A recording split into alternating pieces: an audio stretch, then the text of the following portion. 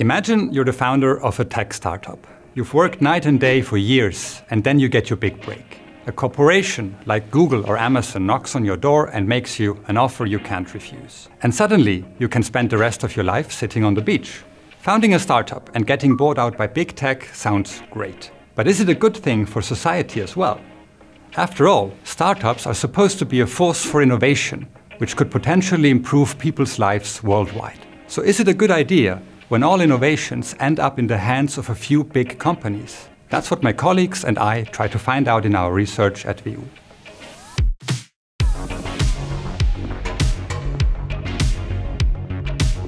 My name is Florian Szücs. I'm an associate professor at the Department of Economics at WU. In my research, I focus on competition and innovation in digital markets. When working in this field, there is no way around talking about GAFA. This acronym stands for Google, Apple, Facebook, Amazon, and Microsoft. Collectively, these 5 corporations have swallowed up more than 1,000 other companies. There are many reasons why big tech is on a never-ending shopping spree. Sometimes they want to purchase intellectual property or talented people. Sometimes they buy their way into a new market. But many times what they really want is to eliminate a potential competitor. Facebook founder Mark Zuckerberg even admitted this himself when he wrote in an email, "It is better to buy than to compete." He stayed true to his word when Facebook bought Instagram in 2012 and WhatsApp in 2014, 2 companies that could have become dangerous competition. In economics, we call this a killer acquisition. Many economists argue that this not only kills competition, but also innovation. After all, if there are fewer potential innovators in a market, there's less incentive to innovate, and cutting-edge projects might be shelved. But is this actually true? That's what I wanted to find out together with my colleagues Klaus Gugler and Ulrich Wohak. To answer this question scientifically, we need to figure out a way to measure innovation. One approach is to look at venture capital funding. There are many firms and funds out there that specialize in financing innovative, high-risk startups. So if an industry attracts more venture capital, there's likely more innovation going on. The second approach is to look at patents. This is pretty self-explanatory. If you develop an innovative technology, you typically file a patent. So the more patents there are, the more innovation there is in a given field. To be honest, both of these approaches have their issues, so we thought it best to combine them. We also had another challenge. To measure the effect on innovation, we have to look at the markets these companies operate in, and not at individual startups. But how do you find out which companies work on similar things? There are more than 1 million active startups in the markets we look at.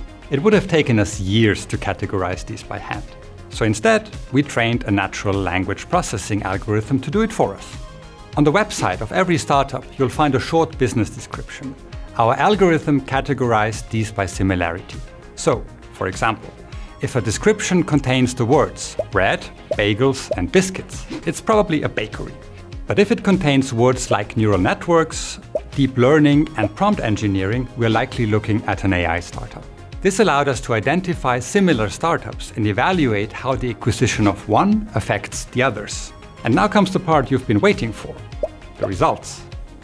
If I had to sum them up, I would say it's a mixed bag. Our analysis shows that on the one hand, big tech acquisitions do have a negative impact on venture capital funding.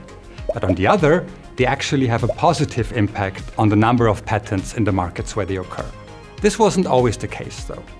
Our data shows that until about 2010, the effects on both outcomes were clearly negative. But since then, the 5 GAFAM corporations have expanded into the same markets and competition among them has increased. For example, Google, Amazon, and Apple now all have their own music streaming services. And Microsoft, Google, and Amazon compete in the market for cloud computing. It looks like this increased competition has kept the negative effects of big tech acquisitions in check. After all, if you have to compete with other tech giants, you'd rather bring an innovative technology to the market instead of putting it on the back burner. But there is also a bit of bad news. For about 14% of these deals, we still find a negative impact on both venture capital funding and patent activity. This means that killer acquisitions do happen, but they are not as widespread as they were in the past. Nevertheless, these 14% can be harmful for society, and regulators should look into them. In most countries, there are antitrust laws to prevent the concentration of market power.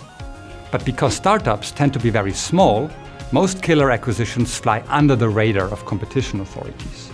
So if antitrust regulation can help make our economies more innovative, this route deserves attention.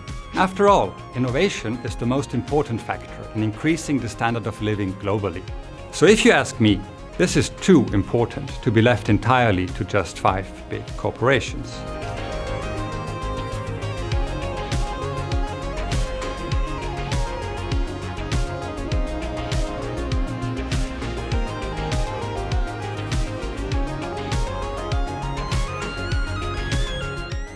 Ich denke, wir haben alles voll. Nice. Nice. Mir geht nämlich die Luft aus. Ja, ich denke.